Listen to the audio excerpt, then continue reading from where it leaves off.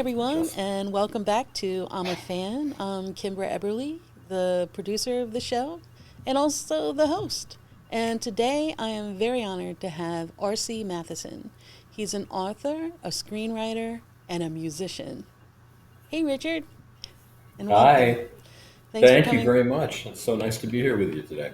Yeah. I want to get right into it. I want to start off talking about your childhood and growing up with a famous father, Richard Matheson. He did I Am Legend, which starred Will Smith, What Dreams May Come, which starred Robin Williams, and Nightmare at 20,000 Feet was episode 123 in Twilight Zone, which had William Shatner in. So you grew up in a famous household, so to speak, and your father being a writer. Tell me about your childhood. Well, it was a pretty normal childhood, weirdly enough. I mean, my father was a very practical, 100% Norwegian, right? Very practical people. And though brilliantly talented, he worked at home.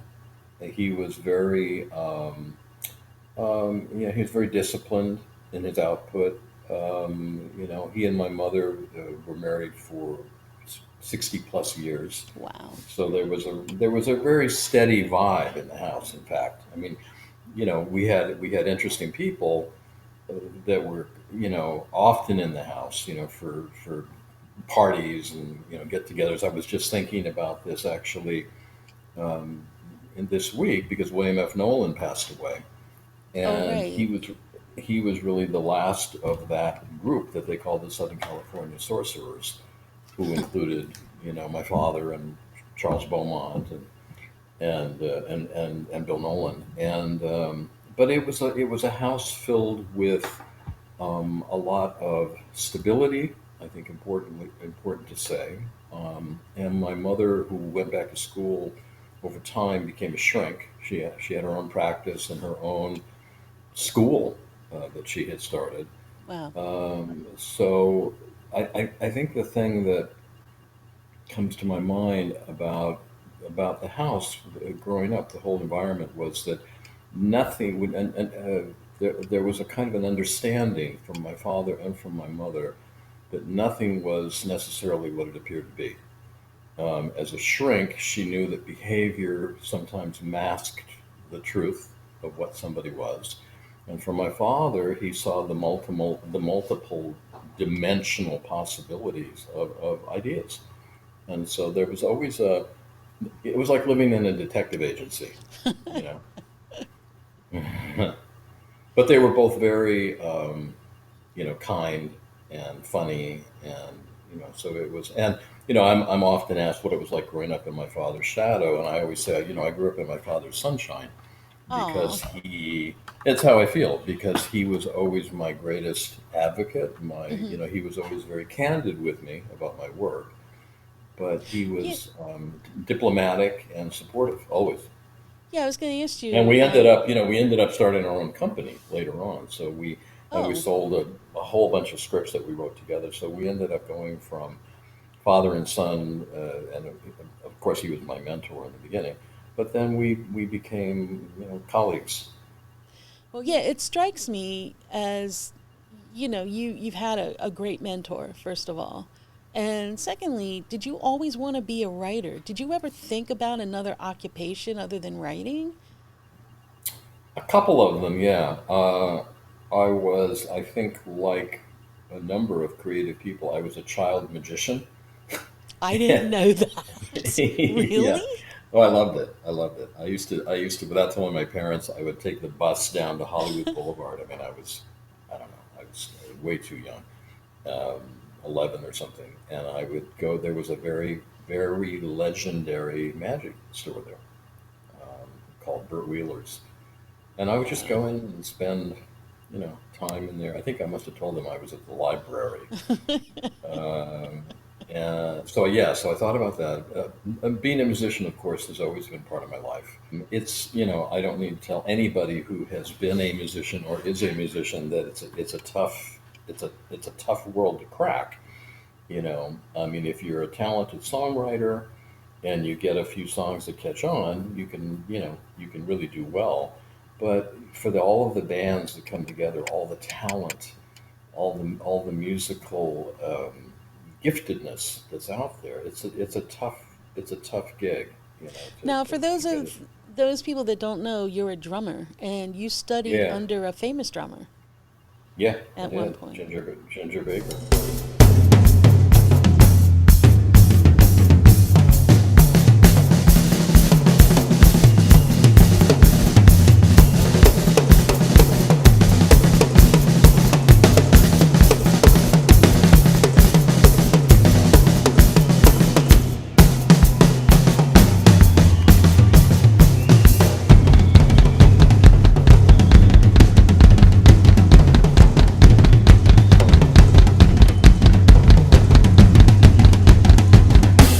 Yeah. And Wow.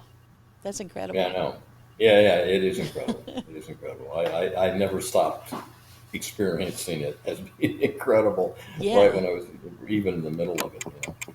Yeah. And he has this kind of notoriety for being sort of monstrous, and he was always very nice to me. He actually, I found, just it was so ironic to spend time with him because, How did you meet him? How did you end up well, meeting it's him? kind of a weird story. It's kind of a weird story.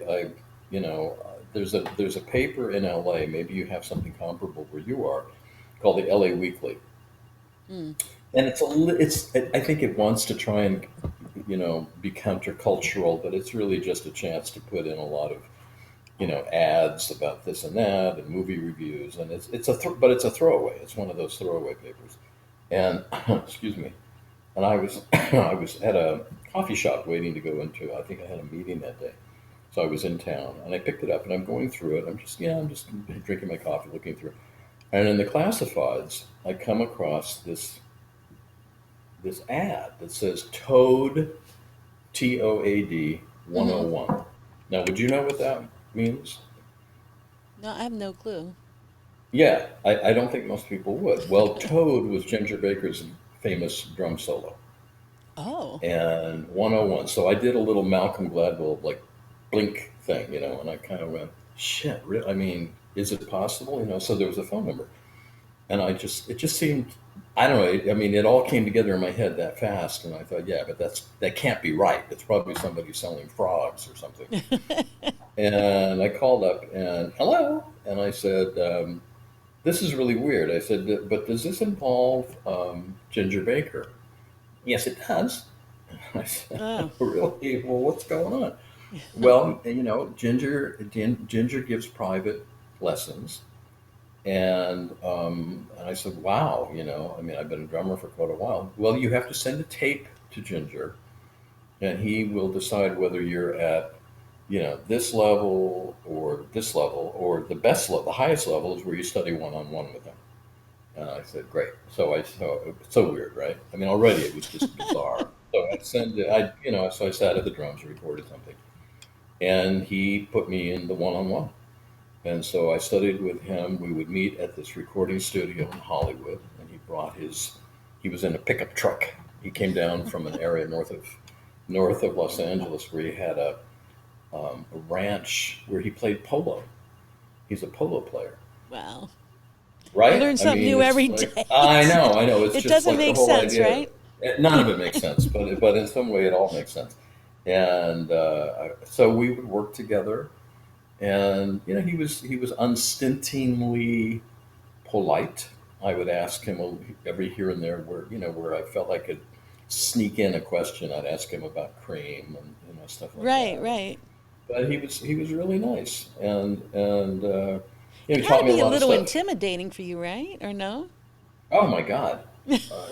Of course, But one of the things that I have found in my career with working with some of I've been really blessed to work with some really talented people as in Mm. the writing, producing community, and of course with Ginger, he was the ultimate. But to be around them, to work with them when you're creating something together, or in the case of Ginger and I going through different beats and rhythms and all this kind of stuff, you watch them drop a stitch. you watch him struggle with a beat, like he's showing me a beat, and I go, God, and he goes, no, it's more like, and then he would just go, fuck, and he couldn't get it, and so to be able to see that up Mm, close is to put a more human expectation on yourself. right. I think about people that want to be writers and they're studying at school. They're reading the classic writers and they're reading the finest published work Yeah. of those writers. Growing up with a really brilliant writer was to Mm, watch the process and to see how messy it can be, how frustrating it can be, and mm, to accept that that's part of creativity. yeah. And if you didn't see it up close, nobody's going to tell you about it. Ginger Right. Baker isn't going to be interviewed and say, I had such a hard time coming up with a beat for Tales of Brave Ulysses. I mean, that Hmm. people don't admit to that. Yeah. That's But to great. just Yeah. it's yeah, it's a profoundly valuable thing to know. Yeah. So getting back to writing and well, let me just say real quick on the music end, you were in a band called Smash Cut. Your comedy, 'cause I don't know anymore what I was waiting for. Do you? What have you learned? Nothing that means anything. Who do you know?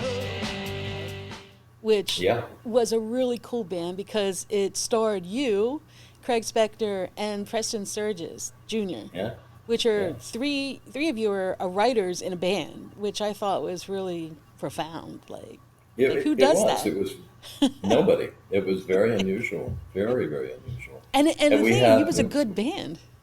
yeah, we had a real chemistry together. I mean, to the great credit of Craig and Preston. By the way, he goes by PG too. So Okay. he and I, Craig always said he should have just made his name into an CS, acronym. That's CS, where, yeah, PG, that's and where he went with. RC. But we had an immediate chemistry. You know, we just, you've been in band. I mean, you know how it is. It's like either Yes. you have a chemistry or you don't. Hmm. And I think did you used to play with John Skip? Were you in a Yes, band I with did John in Skip? arcade. In arcade. That Yeah. was, I I mean, was, yeah. I was in a band with John Oh, with Skip? prior to yeah, called Oh, Blood Brothers, I didn't and know it that. yeah, it was a long time ago. It was John. It was after John and Craig went Yeah. their separate ways, and John and I, we jammed, and it sounded really good. And the late publisher of Iniquities, Buddy Martinez, was also in the band. And it Wow. was a really good band. We were really good, and a lot of it was John's songwriting. He's talented. He's John, very talented. Yes. he's very talented. He's an excellent guitarist. Some of his lead guitar solos were just, you know, Yeah. remarkable. And his Hmm. and I still, in fact, I just found a CD. I just found it. I've been looking for it because I've moved around the last 2 3 years. We were in a recording studio. This had to be, oh, I don't even know how many years ago. And it was John, myself. I think there was a singer that was in the studio, a really good singer, Hmm. and we just threw this song together, and it sounds so good. It's Yeah. so good. I'm going to see if Yeah. John wants to let me post it because we sounded great. That would be But cool. it all the band was really John. I mean, it was really John's talent Yeah. that made it remarkable. I thought. It's funny how things go around too. Now he's starting to do music again, which I'm so happy about, Me too. you know. Me too. He has a So lot of creativity roaming around inside yeah. that mind of his. Yeah, don't we all? We just did a book together. Actually, he wrote the introduction for there's a new book coming out called Nightmares. That's got 4 stories in it.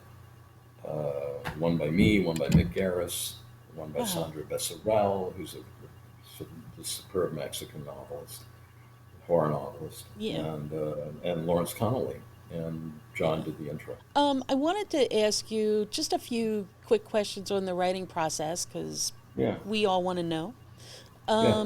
What hours do you keep writing, and do you like have specific hours and say I'm going to work from this time to this time and then have a life, or how does that work for you?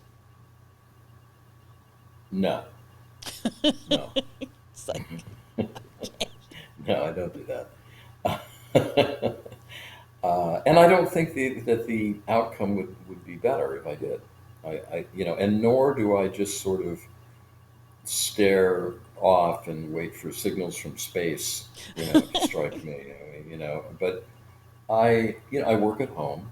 Yeah. I make my own deadlines for the most part, except although interestingly, with Hollywood deadlines for TV Yeah. projects and film projects, those deadlines are far more porous than they appear to be, more elastic than they appear to be.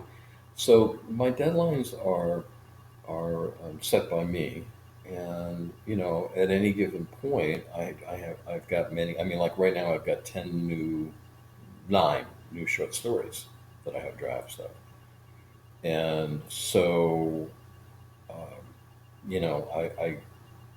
I kind of go in the order of what I think needs to get done most quickly. So when you're doing these stories, I know like some, um, like especially for your books, you come up with your own ideas, and then others you're commissioned to write for other projects. So how do you balance that out? Because I just got finished reading Zoo Praxis. I think I read it twice now. I love this is one of my favorite books because the Oh, stories are just wow! so Thank you. amazing and Thank you. Thank you. psychological, and Mm, it really takes you into the characters' minds, and I talk thank about you. that. Well, thank you very much. I think my style of short story writing has evolved. Um, I always had a knack for, I guess, what I would call a trapdoor ending. You know, Mm-hmm. and my mind can always see a way to do that. To find some little thing at the end that kind of like throws you, and it gives the story a certain impact.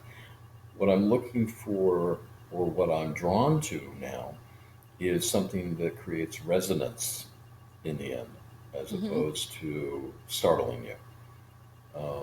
And in that sense, I suppose, I mean, it sounds a little precious to say, it gives you something to think about, but in its resonance, it is a part of the reason it's resonant is it's ambiguous.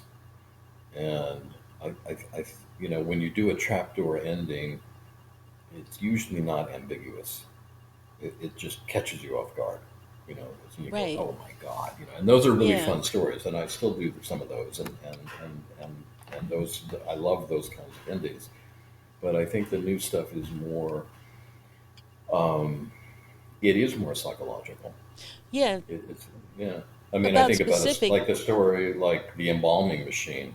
Yeah. Um, there's a version of that story, that could have had a trapdoor ending, Mm-hmm. but I like the ending that it just, you know, it's this sort of weirdly beautiful ending. I think. Well, that's the thing that strikes me with your writing and always has, that you can make something so horrible be so poetically beautiful. In it's Thank so you. weird like when you read your Thank you. stories, especially the first one, without giving too much away, is about death row and a guy on death row, right? Oh yeah, 133. Right. And that Yeah. that story just blew my mind. Like, wow, okay. Cuz you were in the I mean, you were seeing it from a couple different points of view, from the people who've lost loved ones, Right.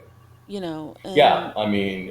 Well, I won't. Yeah, I won't give away right, the no, trick don't. the trick of the story, but Yeah. now, by the way, that one is probably, I don't know if you would agree or not, maybe that falls somewhere in the middle between a trapdoor ending and a resonant ending, Okay. Yeah. because you realize at the end, pretty close to the end, what's really going on, and you go, oh my God. Yeah. But there's also your your heart goes out to the people who have had to Right. endure what they've had to, right? It's very emotional. I mean, like when you read Yeah. your stories, you actually feel like you can feel you're in it. You're in it. Like the ice trucker story. I had Um, transfiguration. oh my God, I was just blown away with that story too. It's like you had me right there in Alaska, I guess, on the That's a ice road. strange story. That's a Yeah. strange story. I worked really hard on that story. I spent because I really wanted it to I wanted it to do a lot of things, but it didn't just come rolling out like that. I mean, there were parts of it, like when you write. It's probably one of my longest stories, even. Yeah. Sometimes when you write something on the longer side, there is maybe a paragraph that comes out, or dialogue or insights and stuff like that come unbidden.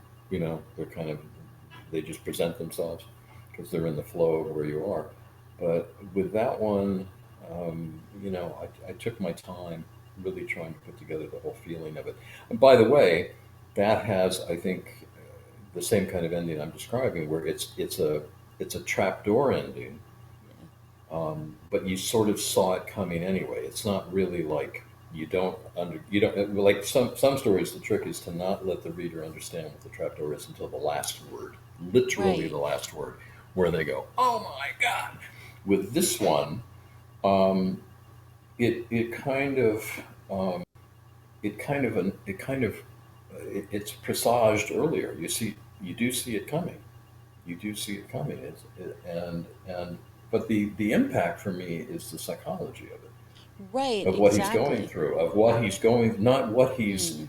not what's happening to him, but what it brings up for him in his mind. That's to me what's interesting. And That's what to I find interesting. so did you like because there is a lot of psychology behind it when you read your stories, especially in zoo praxis. I mean, like the stories are very different, but there's that underlying psychological thriller kind of thing that's going on. Did you take a lot of Yeah, that from your mom? I mean, did you talk a lot about psychology? all the time, Yeah. all the time, all the time, all the time, all the time, and with my father as well. I mean, my father was a natural psychologist. He, he Yeah. he understood people. He could read people. He could see through people. He was always very gracious with people. He never busted anybody, you know, but he could see right through them, Yeah. and so could my mother. And so the whole point of that ability, if you will, is to appreciate that there are multiple meanings in life, and there are multiple selves that we all have in a way. We have the self that gets us through one experience. We have the self that gets us through another experience. The goal is to integrate them all, but it's Yeah. it's rare. You were recently, I watched an interview talking about that being in your houses alone, and then you get like we're mostly all alone all the time, and then you get a chance to go out and to an event or something and be around people. But for the Yeah. most part, when you think about it, you were I think talking about being in kind of like a box, like a house, and we're all separated, and then Did I we say all that? That was me saying that. yeah, I think something like that. Yeah, that's it, pretty. it That's pretty damn something like good. it's I don't know which crazy. part of me. I don't know which self inside of me said that one. But that's a good one. I got to write that one down. Yeah, Well, I well, think you're there's welcome there's to some have real it. truth. There's some real truth to it. Yeah. And my God, has COVID has so exaggerated that. Oh, It's made it, and it's also even the more other so. thing is that it's forced everybody into it, but it's also given us this thing that we've never had before, which is clemency. By which I mean, if you wanted to be antisocial, if you wanted to spend more time at home, Mm, it looked in some ways to some people questionable. Like, were you antisocial? Were you socially awkward? Were you, were you a misanthrope that just hates humanity? Something, right? There was the right. room to interpret it that way. Now, if by staying at home and as we've all been required to, you're wise, and you are a humanitarian, and you're looking out for others, and so it's given, like I say, clemency. It's given us a kind of a validation for being the very thing that some of us have always preferred to be. I mean, my lifestyle is no different now than it was before COVID. Yeah. I've been working at home forever. My father always worked at home, so yeah. But to It's go strange out, it though. gets weirder and weirder to go out. Yeah, and like now that we're sort of coming out of our caves, you invite people out, And like Yeah. this, for instance, now you're in California, so of course I'm going to do this interview via internet. But some people that live right here on Staten Island that I want to interview, they say, "Oh, we'll Zoom it." Somebody was on with some talk show. One it was a comedian, I forget who, maybe Dana Carvey, and he was saying the big shock, or Billy Crystal maybe, was when you're not zooming anymore, you're suddenly stunned by how big people actually are. Because Mm. in Zoom, everybody's the size of a playing card. And there's a social phobia, that began perhaps as a more common form of social anxiety, Mm. but now it's become a phobia, and Yeah. um, it's a very interesting time in terms of what do we trust, who do we trust, how long do we trust it. Now with the Delta variant and new variants, I'm sure that will be parading down the right. Well, I The read something recently that they were going to blame Biden in the next election for not getting rid of, COVID. And now there's more cases. But the thing is, there's more cases because people aren't getting a vaccine. And recently with the NBA, the game, there were 65,000 people out there. It's insane. Talk about a super spreader event. Oh my God. Yes, Well, the Olympics is a super spreader of event. course. And Tokyo is, I mean, Japan, they for their own economic reasons they need to keep it, going. But a number of athletes have dropped out. You're Mm, going to hear about more cases. It's a super spreader event, and yeah. now, even though we're all being told, at least in the last couple of months, that it was okay to go out if you're double vaxxed. I've been double vaxxed. Hmm. Um, and I felt a little more at ease going to the market, and I'd still wear my mask and stuff like that. And now, and then a couple of people invited me over for dinner to their house, and we could sit outside. And I thought, yeah, maybe I'll do that. And now with this new onslaught, Right. and all these people that are not vaccinated, who are really, um, they are essentially like greenhouses, that are allowing the virus to mutate. And it's yet another reason to stay at home and Zoom.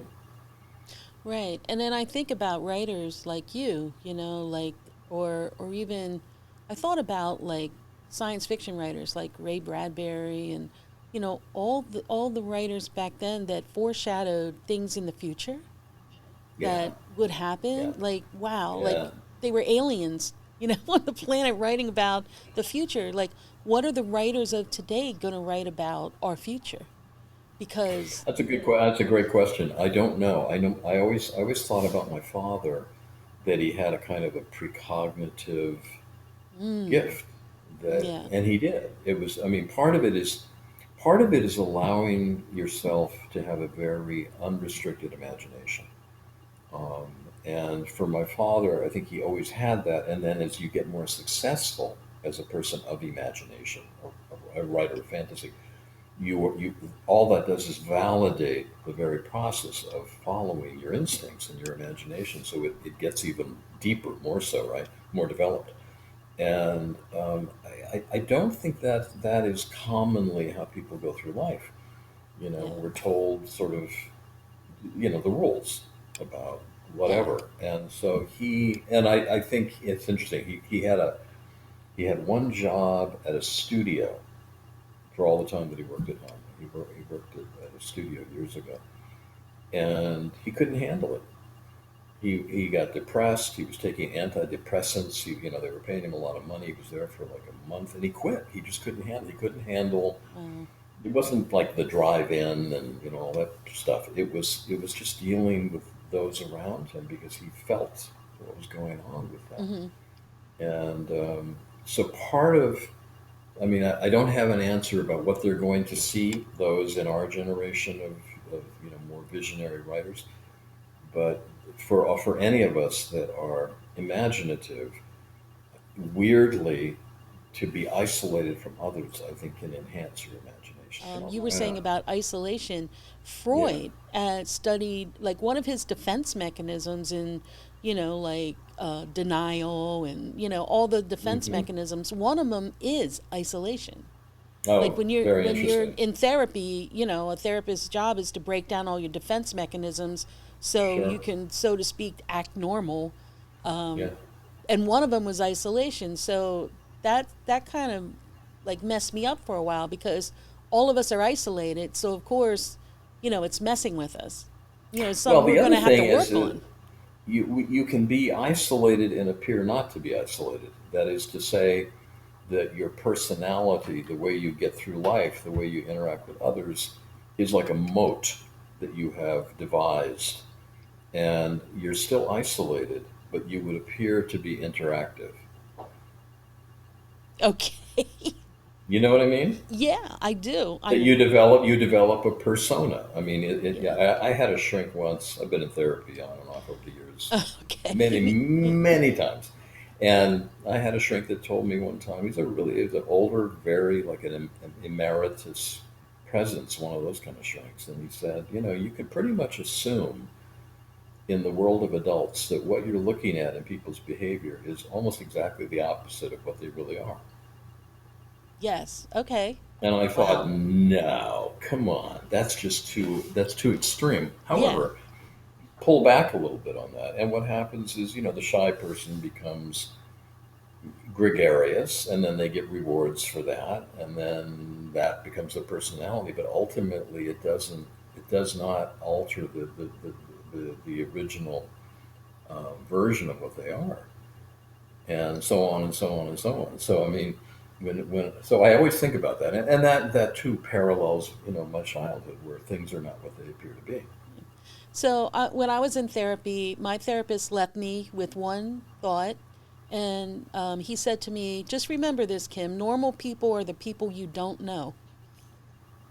Okay, that's a good therapist. Yeah. I'm like, all right, I'll leave with that one. Yeah, yeah, yeah. Well, So, to get through life, listen, to get through life, there are many wars and battles and tests, and you must have the proper armor and weapons, to protect yourself, yeah. and you also have, so those things become part of your array of behaviors, and so it Yeah. goes. So I But what's wanted, nice about working at home is you don't have to do that. right, you don't have to That's the deal other with thing. that, right? Right. And so it's making people perhaps become more intuitive because they don't have to have their guard up so much. Yeah, that's true. Yeah, Maybe. possibly. So I wanted Hmm. to talk real quickly about you worked with Stephen King actually on a project called Battleground.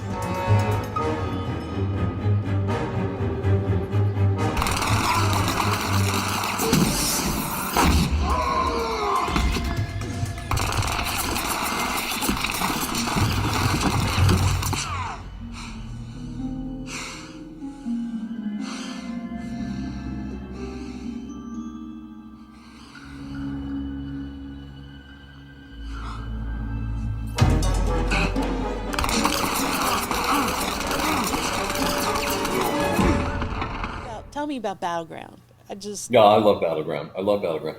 Well, it was offered to me. It was part of what they called a limited series. I think at the time they called them mini series on TNT called Nightmares and Dreamscapes. And there were 8 Stephen King stories. And so the producers and TNT offered me Battleground. And I thought it was great. I thought, yeah, this is going to be really fun. And as I was working on it, it's about a hitman who kills a toy maker. It's just a professional hit. And then when the hitman goes back to his very ornate apartment because he's well paid for his work, a package is delivered to him of toy soldiers, and and it turns into this battle royale, which is extraordinary. So I'm working on it, and I'm thinking, as I'm going through the script, he's flying home. There's a woman sitting next to him. He doesn't really have to say anything. When he goes back to where he lives, he doesn't have to say. He never has to really say anything. And there were tricky ways that I could put in information. So I wrote the script with no dialogue, and and TNT and the producers loved it. They just thought, this is really cool, and it really worked, and it came across. So then we got it to William Hurt, Yeah. who rarely does TV or certainly something like this, because this is a pretty odd little piece and no dialogue. Anyway, so our director was Jim Henson's son Brian, who's a really wonderful director. And so, I mean, everybody was just sort of ideally suited to the project, And we got a great composer named Jeff Beal, and it just turned out so well. And it actually that episode won 2 Emmys. Oh, wow. Um, I didn't yeah, know that. and it That's, got yeah, yeah. I mean, it's that's and I great. actually I edited and compiled a book all about it because I thought it was such an unusual group of people, and the whole way it was constructed was unusual, and the special effects, my God, were Yeah. incredible, and they spent a ton of money making the episode. I won't even tell you. If I told you, it would blow your mind how much they spent. I'm going to have to revisit Um, now and re-watch it again. So knowing this. yeah, Yeah. it's really it's just so brilliantly done, and I have William Hurt and Brian Henson to thank for that. Who cast that? I mean, who like how did they figure William Hurt as the main Well, character? our producer, it was a very, very renowned um, presence as a producer, and he had been one of the founders of the agency CAA, and he went on to become Mike Nichols' partner. His name was Bill Haber. He was one of the producers of Spamalot on Broadway, Mm. Oh and my God. he's Okay. yeah, that did pretty well, Wasn't that a and Monty Python kind of thing? Yeah. yeah, Okay. it was a big hit all over the world. They had productions of it all over the world, Yeah. and he was just a guy that knew everybody. He's still I mean, he's still with us and fantastic. I mean, we're very dear friends. But I ended up doing some other projects with him, and he's one of those guys that knows everybody. Yeah. So So when he you just picked up the phone and said, "Bill, you know, it's yeah. Bill. Do you want to do this thing?" I mean, at a certain level, that I think it's almost that casually done. Wow. Yeah. So when you write your own stories, scripts, because you've been writing forever for television, Yeah. um, do you have characters in mind, like when you write stories, and pray that maybe you could help with the casting, or Well, I mean, I wrote and produced a lot of television series. I mean, probably 30. And at one time I tried to count all the scripts I've written, and I quit after 500. yeah, And because when you're working on a show, you're writing and it used to be that an order, what they called an order from the network for a show, was 24 scripts, and then they would do backup scripts in case things got screwed up. So it's close to 30 scripts, wow, and that's each show. So it's not hard to get up to 500 scripts. I mean, I didn't write all of them, but I had my hand in every single one of them, yeah, and wrote a ton of them myself. But so those are pre-existing characters, so that's easy. It's a template, okay, and you just have to be enough of a chameleon to be able to write for all these different kinds of shows, and so I'm a chameleon, and with other stuff, yeah, like my first film was 3 O'clock High. oh, I guess I should have known from the beginning. It was gonna be one of those days. His name is Jerry Mitchell. Hi, Jerry. Jerry. Jerry. Jerry. Hi, I'm Jerry Mitchell. I'm with the school paper. He just met the new kid in school. The guy's the closest thing to Charlie Manson ever seen at Weaver. Now, We're gonna have a fight today after school.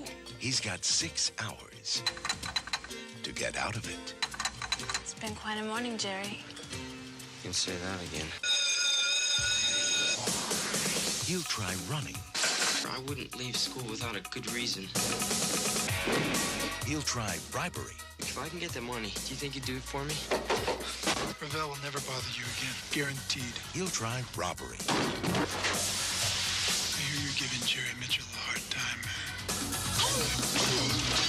Till finally, The fight is on. You and me in the parking lot, 3 o'clock. Jerry's got a lot on his mind, 10 seconds. but he's not thinking about math or English. 5 seconds. Because at 3 o'clock, he's gonna make history. There isn't going to be any fight today!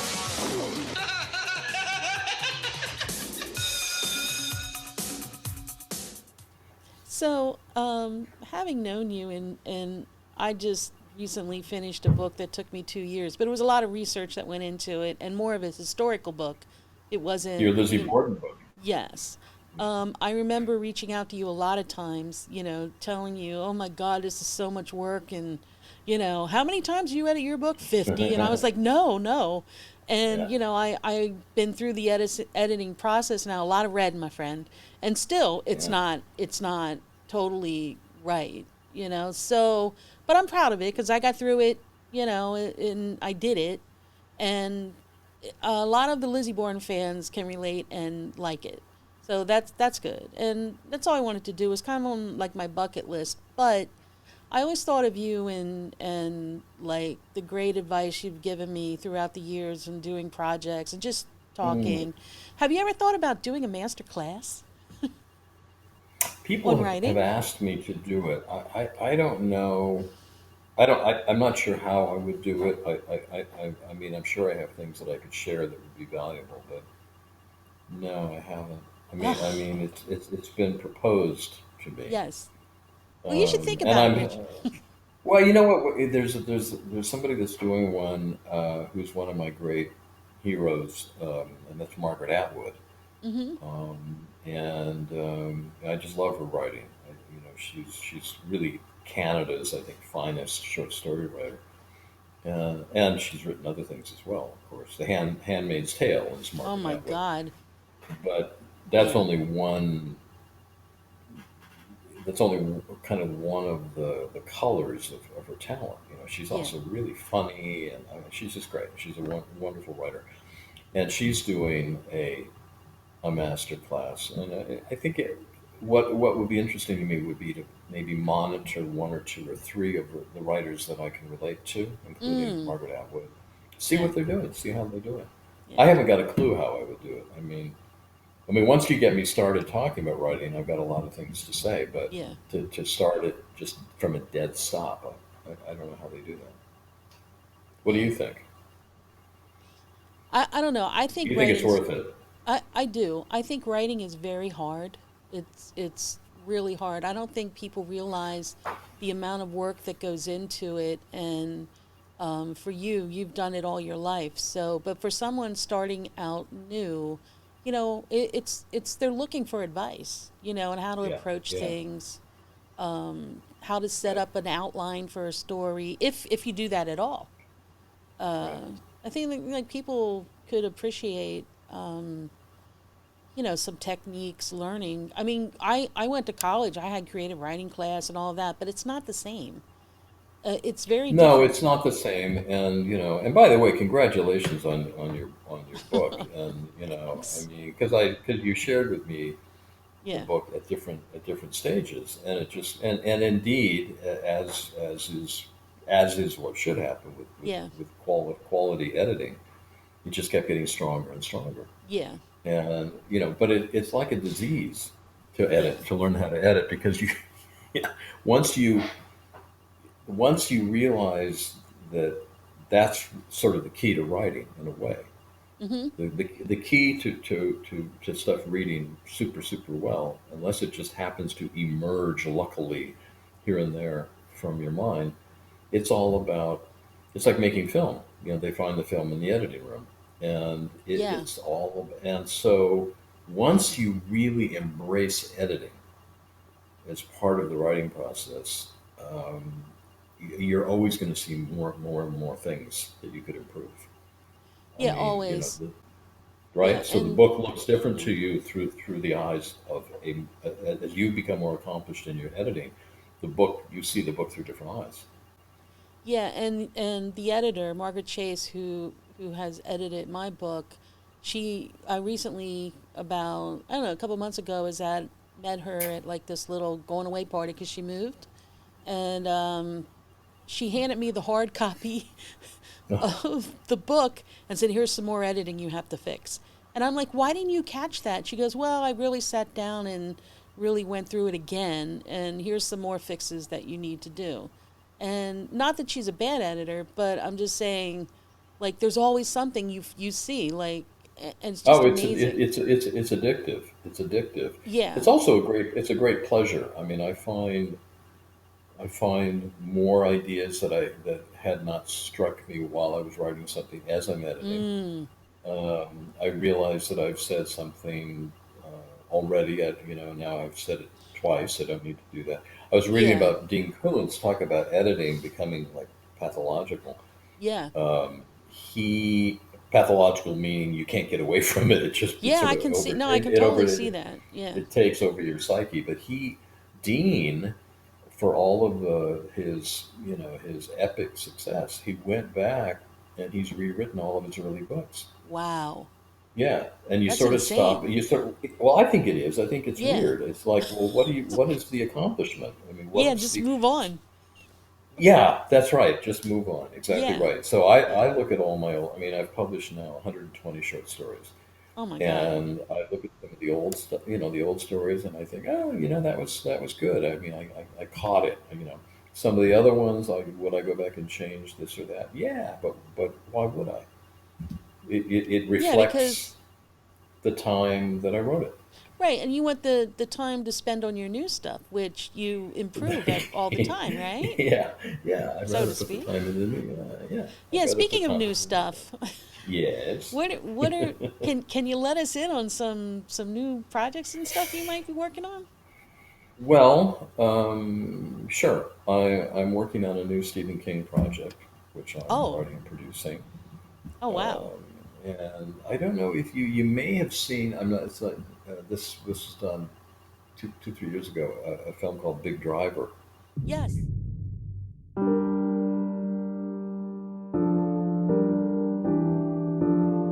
As a writer, you have to understand human nature. Fear, murder, and revenge.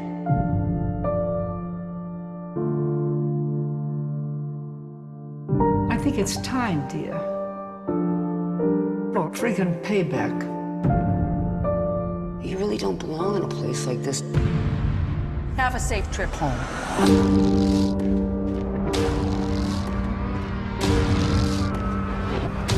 You're crazy. You have to understand human nature. Pretty well. And again, I'm not just being gracious when I include the other people that were involved. I am genuinely in a state of deep gratitude because with something like, I mean, start with Stephen King, of course, Mm. but with Big Driver, Maria Bello, Yeah. I mean, who was superb, um, and you know, um, Olympia Dukakis. Yes. I Yeah. mean, She's awesome. yeah. So we really, really, really, really got lucky. And again, by the way, that was my friend Bill, my Oh. Spamalot Oh. friend Bill. Yeah. Yeah, who's Do you joke Oh, with and him you about? know who else would appreciate this is a music person. The other person in Big Driver was Joan Jett. Oh, right. Right. Yeah, yeah, Yeah. yeah. Wow. So that's, I Yeah. mean, you never know. You But never know. anyways, I'm working on this new Stephen King thing, and it'll be a limited. It's a movie or a It'll short? be a limited Oh. series, which will be Okay. like 6 hours, maybe eight, probably more, Like a mini probably six. series? Yeah, what they don't call them miniseries anymore. They call them No. a limited series. Oh. Okay. I'll get my language right. Limited series. Okay. Okay. Yeah, So where it says limited? they've retired. I don't know why they retired that, but they did. They retired miniseries. Where are we going to be able to watch this limited series? It don't know yet. Okay. Don't know All yet. Just right. in the midst of that, and then I'm also producing a film that will be like a feature film and it's being directed by the guy that did the Hunger Games, Oh, and okay. that'll be a big That was a jumbo. really good. I read all those books. They were really well written. Yeah, they The were Hunger well Games written, series. Yeah, and he's a very very good director, yeah, very good director. yeah. And so in the midst of So all that, and a bunch of several other film projects and TV projects. I've got two new short story collections coming yeah, out. yeah. I'm Yeah, excited. I'm excited. yeah, me too, me I'm too. gonna send you later on tonight. I'll send you a little something I did that just to show you how much of a fan I am of yours. Oh, come on, are Um, you serious? yeah, I Really? did. I did something, and I'll share it with you on Facebook, and send it off to you, and then you tell me what you Seriously? think. Yeah, seriously. You're not kidding? No, I'm not. Why would I tell you, Richard? No, no, Like, no, no, it's just then nice. then everybody's waiting. Like, what is it? What is it? Like, no, Yeah, and then seriously. they'll go, "She was only kidding." Where did it go? So That one last sucks. quick question I have of yours before we By go the out. way, I could talk to you for. the big sci-fi film, it will star Viola Davis. I had meant to mention that. Oh wow, wow, she's Yeah, great too. she's she's really You have good. all the good ones, right? Like, Well, really? sometimes yes, sometimes you get Yeah, lucky, sometimes you don't. yeah. I just did this film last year with a number of different people that was produced by my friend Mick Garris called Nightmare Cinema. I'm the projectionist, the curator of 100 years of nightmares, trapped in a silver screen that never forgets.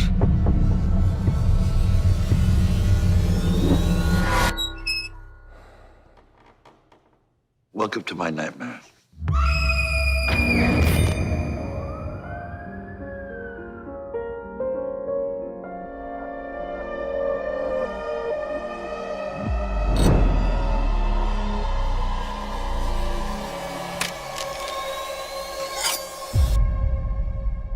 Come and get me, bitch!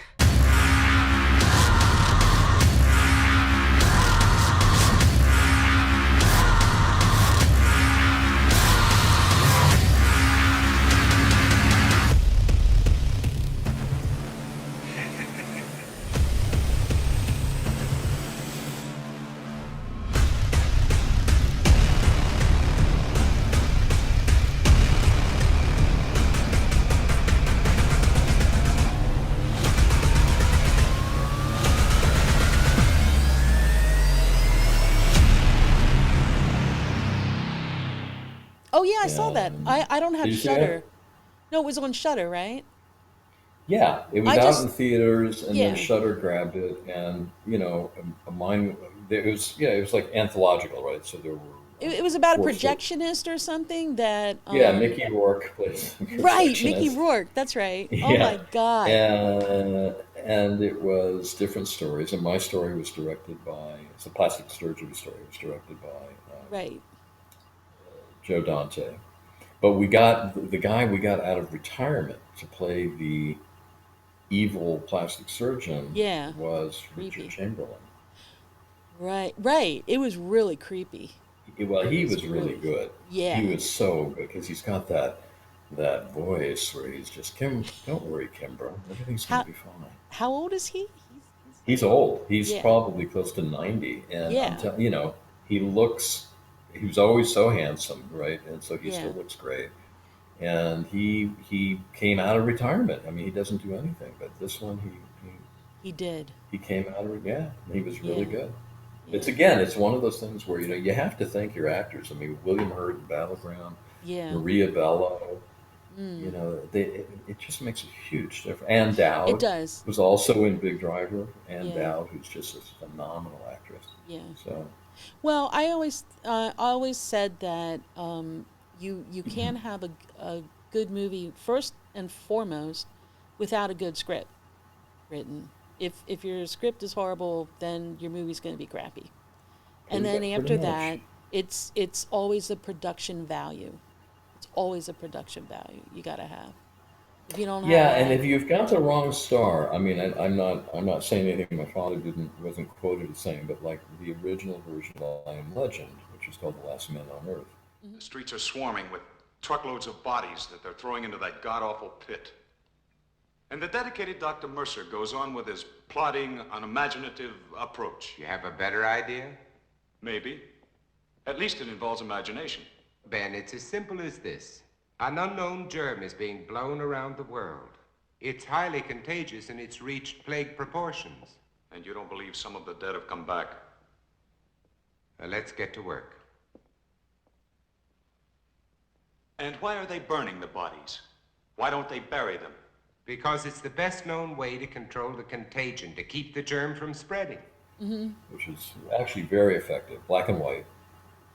It starred Vincent Price, who my father loved. He loved Vincent Price. They were I never friends saw and the everything. original. Oh, it's really good, I'll have to check that but out. he wasn't really quite the right actor for it. He had such a light touch to him. He was a great actor and so funny and talented, but you know, he wasn't quite the right guy. Right. No fault of his, of course. And so getting the right actor can change everything. You know, the one piece that your father did that did have the right actor though was the one with Karen Black in, with the little Karen devil, was amazing. the Yeah. devil Oh yeah, doll yeah. or right. Trilogy of Terror.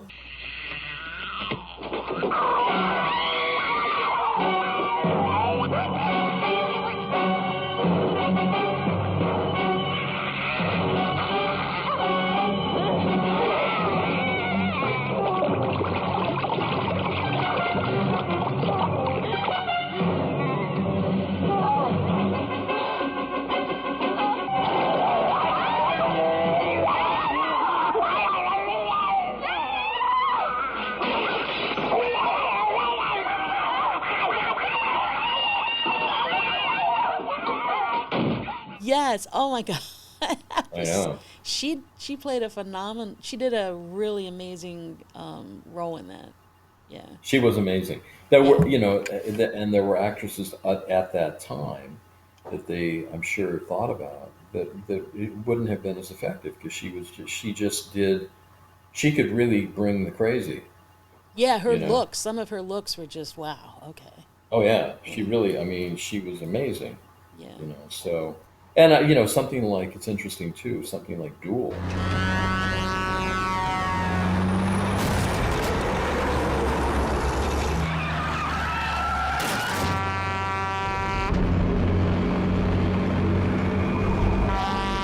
Okay. You want to play games?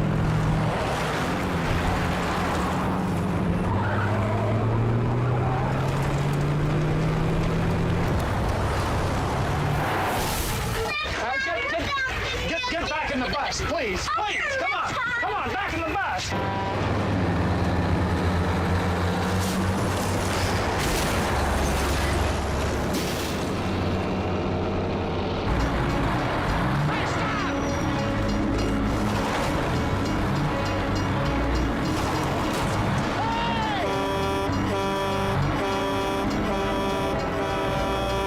Initially, there was a question about whether Dennis Weaver was the right guy because they'd had Rock Hudson, and Dennis Weaver ended up being the perfect guy. Yeah. So you never really know till you see it, but You don't. It's alchemy. Yeah. It's alchemy. So, baby. Richard, I'm just so happy, you know, you did this interview, and Sure. I wish you a lot of luck on Aw, all your thank new you. stuff coming out. I'm excited for you. Thank you. And Thank you. have you I been wish out you of- the same. thank you. I wish have you the same. Yeah. I have a lot of projects going always. Yeah, I'll bet you do. I'll bet you do. But are you going to get out of the house? Well, tactically, I will get out of the house. I mean, Yeah, I go okay. and I get gas for my car, and I take my Yeah, dog okay. for a walk. And, you know, I Yeah. do little things, but I think Wait, you know I wanted to the ask you- bad law's on again now. You know, it's like don't go anywhere. Yeah, didn't you move from? Several times. Didn't you? Was it because of the fires Yeah. that I heard? Yeah. I lived in How Malibu for 25 years, and you know, in the time that I was there, I had a house that burned down, which Oh I my God. rebuilt, and then I sold, and then I moved to another house. While it was during the reconstruction, which I liked a lot. And then I moved from there because the fires just kept coming. And I evacuated between my ex-wife and my current love, Diana. Yeah. We evacuated, Jesus God, I don't know, 7 times or something. Crazy. Wow. Oh my Yeah, it's God, Richard. intense. It's really intense. And Is I it? thought, I just don't want to do this anymore. Anyway, yeah, so I moved one more time, and the fires have just, as you know, they've become. We used to have fire season in California, and now it's year round. Yeah, and we're getting affected in New York by the smoke traveling in the I know. How atmosphere, crazy is and that? it's weird. Like one day we woke up and the sun was like bright orange. I mean, but when it was coming up, it was kind of hard to explain, Yeah, but it was like this yeah, halo around it.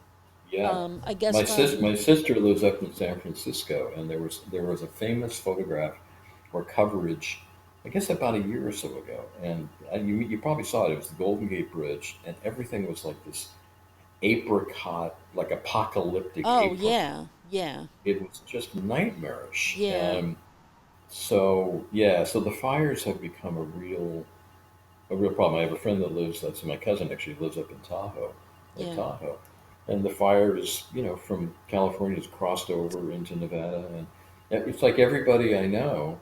I've got many friends up in Portland, up in Oregon. Oregon Right, has and huge fire. the temperatures have gone up too. Like I have a friend Oh, that lives in Oregon, and she said they don't really even have air conditioners because it's never been this hot.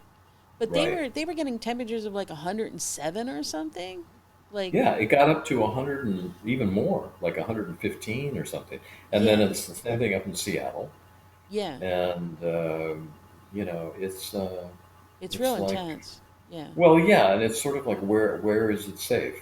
Where is it safe? And Nowhere. Like it's really odd. Like in New York, we never had like really bad thunderstorms. In the yeah, last month, we have had lightning storms. It's not even like wow. it's raining. It's like these like lightning bolts. One of Hmm. my friends took a shot of over the Verrazano Bridge, like these fingers coming down. Woo! But it's Wow. like one lightning bolt after another, boom, boom, boom.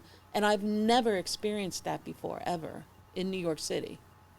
It's There's a lot. crazy. There's a Yeah, lot of really strange things going on, yeah, yeah. and so yeah, it's a strange time to be alive. You can understand why people don't want to leave their houses.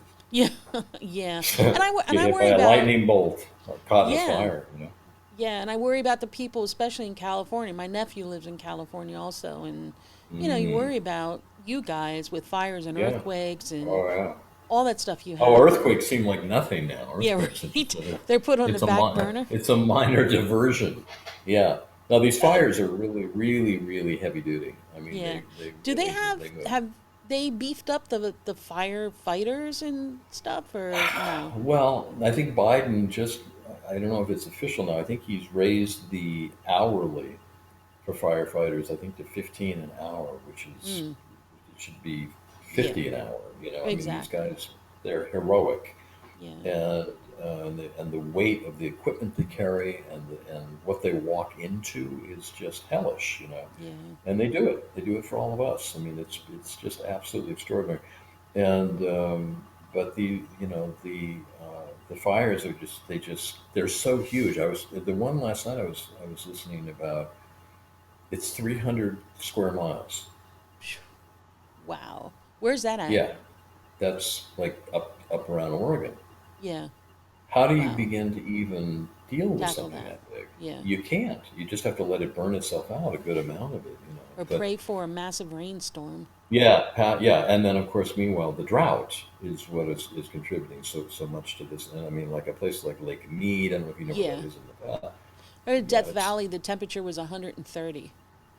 yeah, that's too hot. I'm not at my best at 130. You think?